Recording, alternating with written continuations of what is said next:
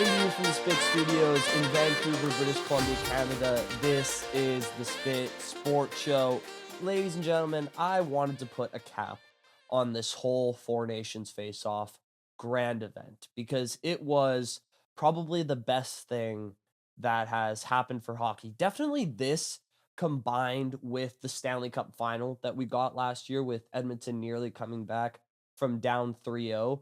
Those two things combined in the past, 7 months has just raised the stock of the game of hockey and the product of hockey to a spot where it's probably never been before.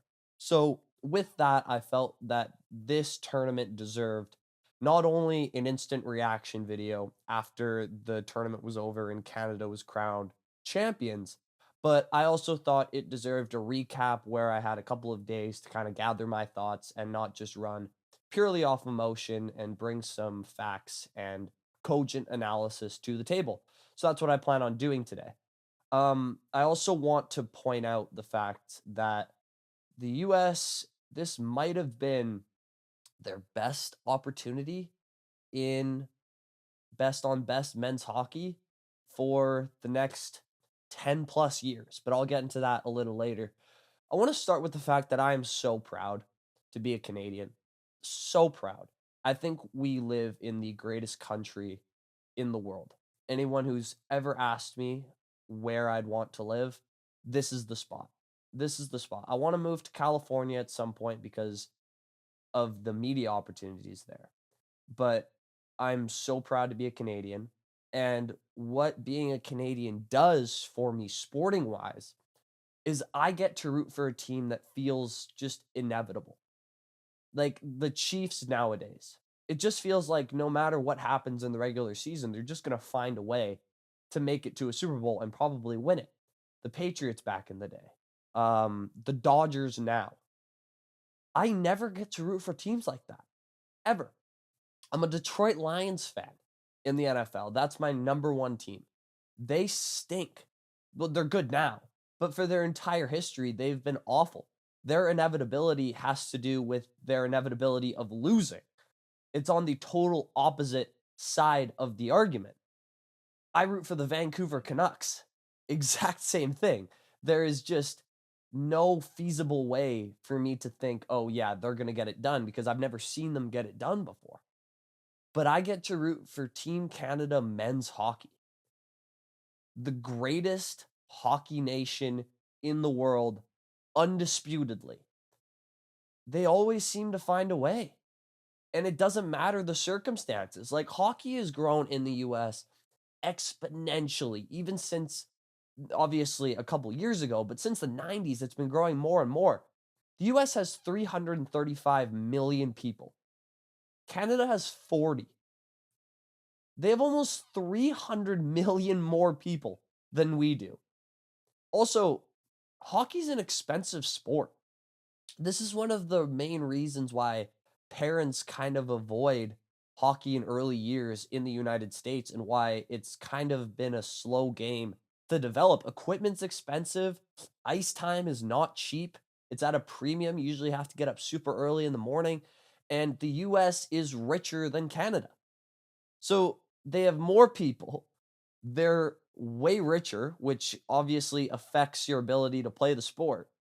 And it just doesn't matter because we're Canada and you're not. Like, it's a wild feeling to root for a team like this. Like, genuinely, throughout the entire game, I was a ball of nerves. But I also had this just sense of calmness over me that eventually we were going to win. Like, it never crossed my mind that we were going to lose that gold medal game. And speaking of gold medals, this isn't meant to be a shot at the US, but it is. Sidney Crosby himself has more gold medals in men's best on best tournaments than the US team does in their history. It's 5-4. This is a dynasty, and this is a century old dynasty.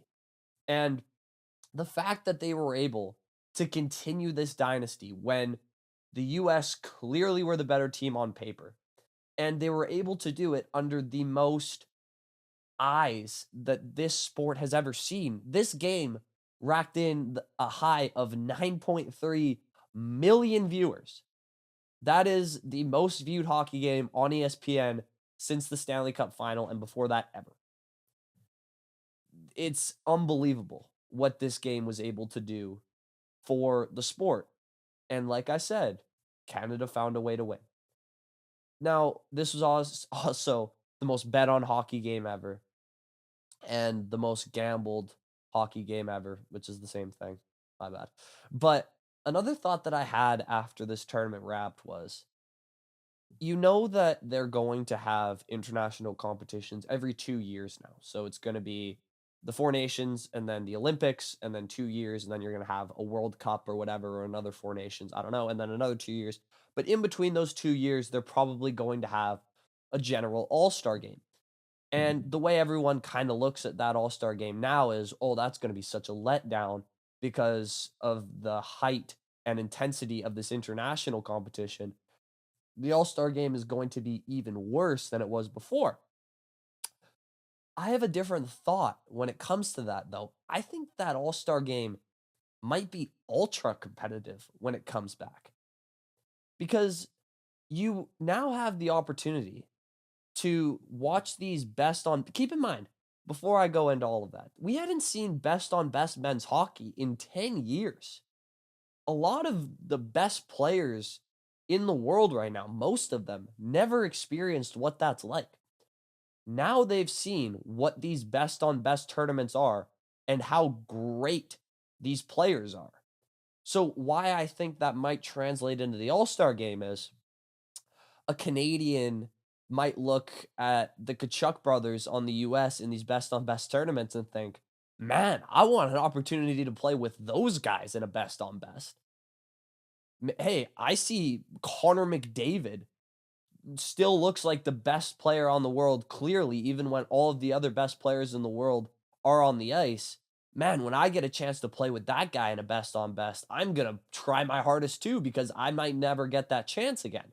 I think it might give these players a new appreciation for how awesome best on best hockey can be, and they might not take it for granted the way they have in the past. I think. Now, maybe not, I don't know. But just thinking about it from the player's perspective, it's like, man, I just saw Nathan McKinnon win tournament MVP, and I'm gonna get a chance to play with that guy in an all-star game against a bunch of other all-stars. Maybe I should try. Maybe I should bring that intensity because I might not get that chance again. I don't know. It makes sense to me. Um, Another guy who I just wanted to talk about randomly because I don't feel like I gave him enough credit for his performance in this final game. And I'm sorry, this is kind of going in a lot of different places, but when you're doing an all-encompassing recap, there's a lot of different elements to talk about. Sam Bennett had 1.09 expected goals in the final. You get zero point 0.5 for actually scoring a goal. 1.08 expected goals is an all-time performance. And he looked like he was having an all-time performance. That play where he just drove the net from the left side, it was almost like a wraparound, and he just tried to stuff Hellebuck's pad in the net. I thought that was awesome. Obviously, his goal later, where he faked that same move like he was going to go inside and then ripped it up top. He was awesome on the forecheck. He was chirping all night. Sam Bennett, I love this guy, man. And he has obviously created himself a spot on Team Canada next year. No one else I would want on that fourth line. My final message from this tournament, though, is to United States hockey fans. If you've made it this far in the video, wow, I'm impressed because this has been a lot of Canada praise, and it has been for this entire tournament. Sorry, go watch an American hockey podcast. But if you are still here, I have a message. You should have beaten us now. This was your best shot. If you look at the last 5 first overall picks, it goes Lafreniere, Owen Power, Slavkovsky, Bedard, Celebrini last year. What do 4 of those 5 have in common? They're all Canadian outside of Slavkovsky, who is Slovakian. All of those guys are Canadian. Lafreniere, who I think is going to get better. Owen Power, who hasn't exactly been what we thought he would be, but we could definitely see him develop. Bedard's sick and Celebrini's awesome. Like, and Gavin McKenna is going to be the first overall pick this year in all likelihood. He's also Canadian. So the next wave of Canadian talent is well on its way. It's on the track right now. And the fact that we were so between eras in net too, there was no franchise goalie. We picked a guy who was having a atrocious season and had an atrocious World Cup, and we still won. Add on to the fact, the biggest reason, the number one biggest reason why the US had to win this tournament is because the next tournament's going to be on international ice, which is significantly bigger than an NHL ice surface. That favors the Canadians heavily. The Americans' game has a lot to do with in-front jamming, that American swag that they talk about, in your face fighting like the Kachuk brothers. That's kind of their identity, is slow. No, they're not slow by any means, but a physical style of hockey. Whereas Canada has Connor McDavid and Nathan McKinnon and Braden Point. They're all about speed and skill, which translates perfectly into the international game, which is what will be happening in the Olympics next year. So if the US, with a better roster than Canada, a Canada roster, especially defense, that was decimated by injuries. I know the US had a ton of injuries too, don't get me wrong. But if they can't beat us on this ice surface, it's hard for me to believe that with more space to operate, Connor McDavid isn't going to be even better. Nathan McKinnon isn't going to be even better. The US's best forwards, Matthews, Eichel, Kachuk, these guys aren't speed demons. They're just really good hockey players. So I think when it hits that international ice surface that's so much bigger, Canada's going to be skating circles around the US for a lot of the tournament. And John Cooper isn't going anywhere. He's the best coach in the world right now. So I think if the US was going to beat Canada, this was the time for them to do it. I don't see. Obviously, another World Cup's going to happen on NHL surface after the Olympics. So they're going to have another chance. But by that point, like I said, Celebrini's going to be in his prime. Maybe not in his prime, but early prime. Bedard should be around his prime.